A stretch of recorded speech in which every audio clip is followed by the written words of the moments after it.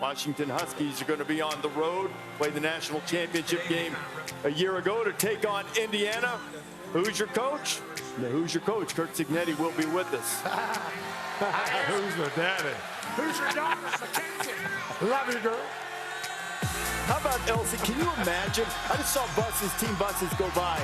Elsie brought those guys in on a double-decker bus. There's Ben. I saw a sign earlier, too. Maybe we can find it that says Bendiana. That's great. Indiana, you. Time for the Arby's weekend menu in the Big Ten. You see all of these games. They'll play for Paul Bunyan's trophy in Ann Arbor. Each team, Michigan State and Michigan, with a first-year head coach. I got $100 if any of you guys can tell me when the last time these two squared off with new coaches.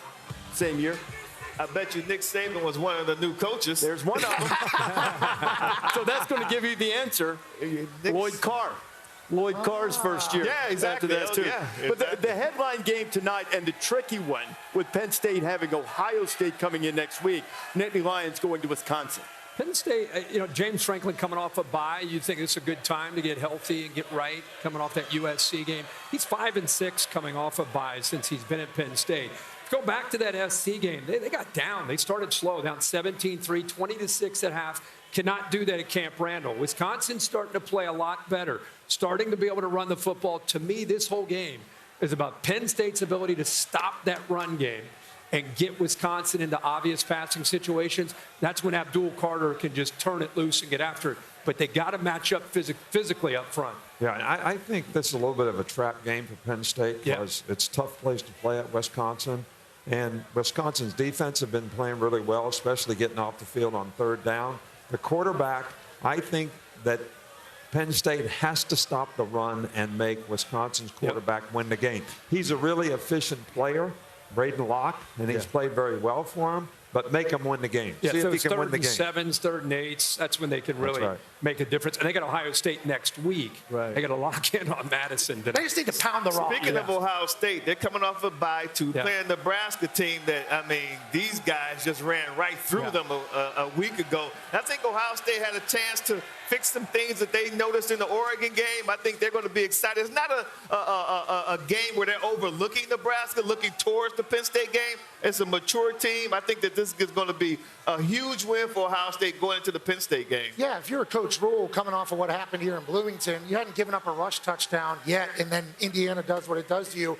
You're excited to get the boys back on the field. Let's get that taste out of our mouth. Well, you happen to be going to a place that he's trying to get the taste out of their mouth as well for 2 weeks. Ohio State probably going to be a buzzsaw today is what we're expecting, especially with everything that's been said about Will Howard in that last play. I think he's probably going to get going. But Illinois, Oregon, can we see if Oregon can handle being at the top? Michigan State, obviously, vastly different stories this year. The Big Ten, good matchups across the board today. Really good teaching moment for Nebraska, though. 28 points off of turnovers last week in that game.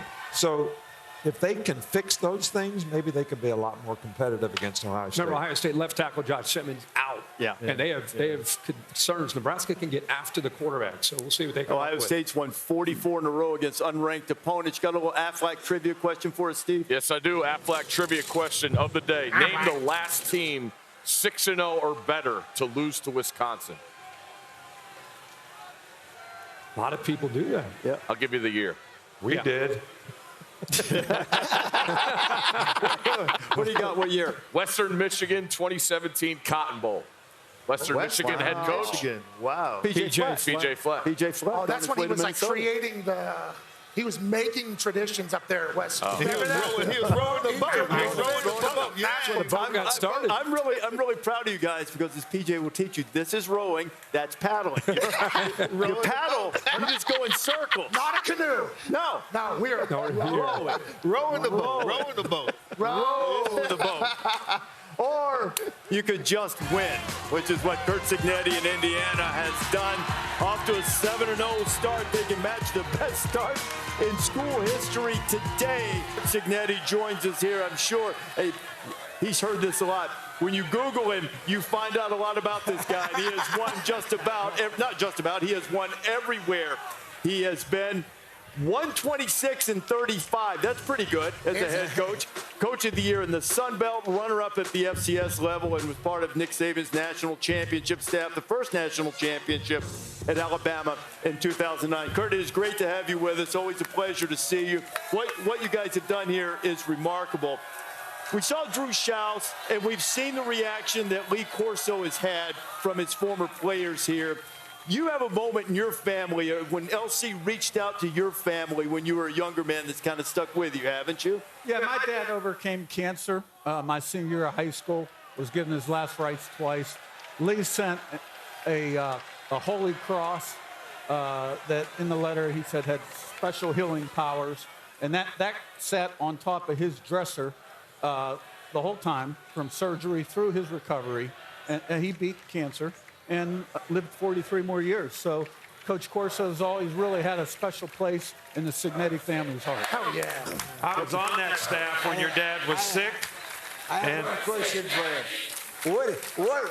I read that you went ballistic in the fourth quarter against Nebraska.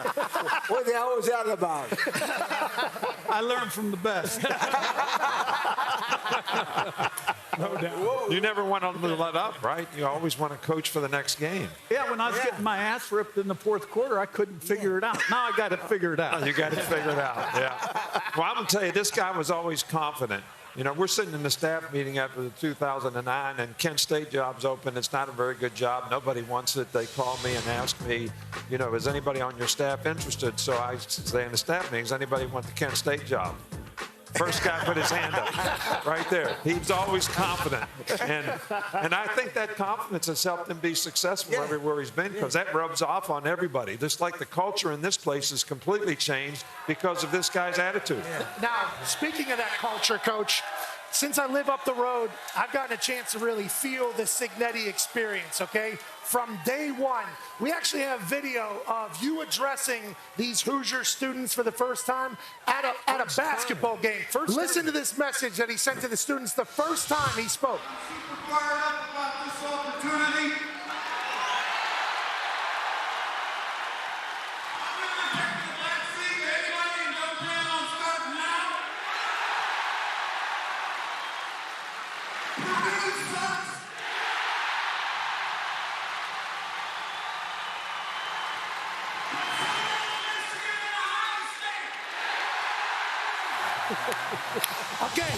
Okay, so that's the first time you speak to these students. That's right. Okay? That's his intro. That's your intro to the students. And I know a lot of Hoosiers, they said, this guy must be out of his mind.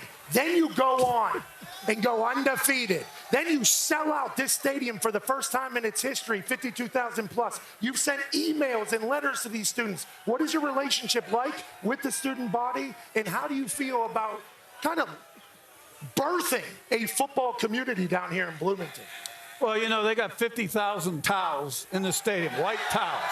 Show them what they look like, Pat. All right. Now, I don't endorse smoking, but that's just one of 5 towels, and we got about 10 different T-shirts. So, look, these people were starving for success, and they got a little taste of it and wanted more and more and more, and this is what it's become. But guess what? What? We got to do our part today. Yeah. Coach, I want to just ask you about this team that you inherited. You brought some guys in. Obviously, you have an approach about production over potential in this era. You just talk a little bit about different from Coach's era to now. It's a different landscape around the sport. Yeah. How do you build this thing up so quickly? What was the plan? Well, you know, the team I inherited are playing somewhere else.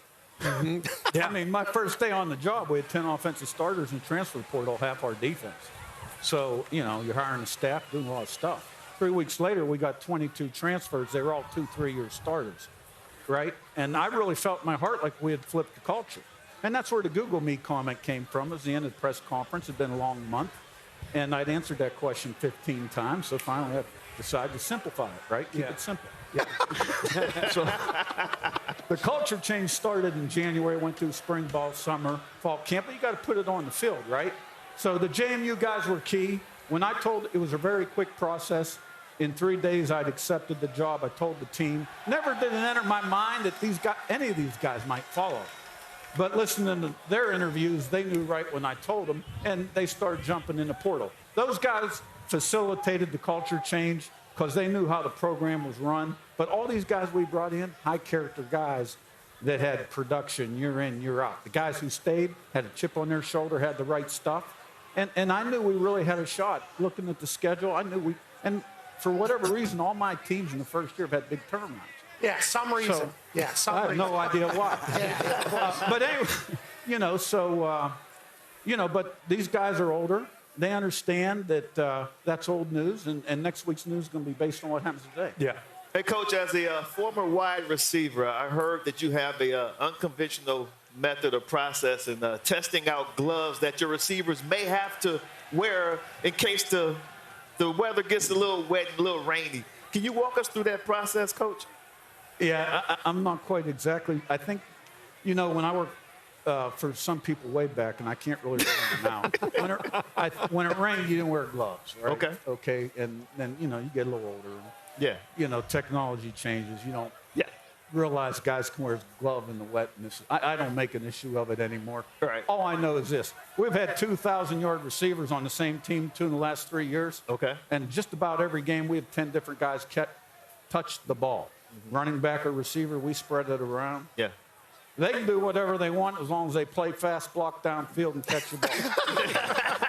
Curt, big challenge today. This Washington team's outgained everybody they play, but you guys have been able to answer every challenge. We appreciate you spending some time with us. You want to get these guys going and let them know what you need from them inside the stadium today?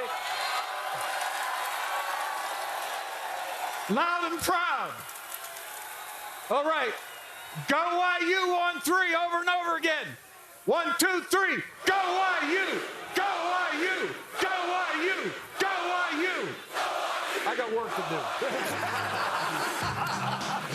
Curt Cignetti, the head coach of the Hoosiers, headed inside the stadium to lead his team against Washington as Indiana tries to get off to an 8-0 start for just the second time in school history. That happened way back in 1967 when they went to the Rose Bowl that year. Here's what's coming your way on ABC. How much? How much?